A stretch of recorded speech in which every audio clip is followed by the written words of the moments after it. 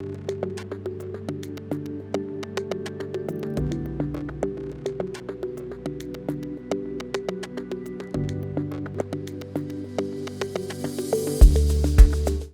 once we've dealt with the walls and the roof, we're ready to go and put some doors and windows into this model.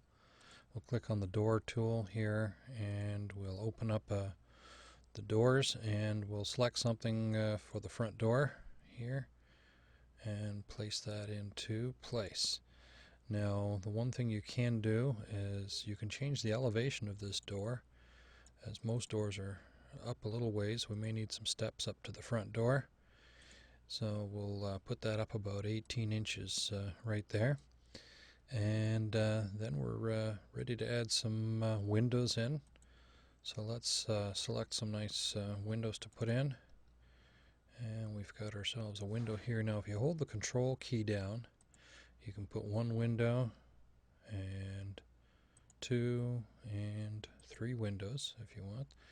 You can also put another one there if you wanted to, or switch around to the other side of the house and continue on to put some more along that side of the house. Once you've got some windows there, you may want to put in a garage door.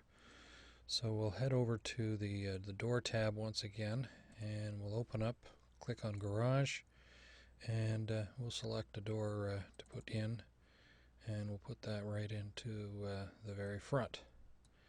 So position that. Now if you're having a tough time positioning, you can always turn your snap tool off and slide the garage door over left or right to suit your the positioning. So once we have the garage door in, we're ready to perhaps put a man door at the side of the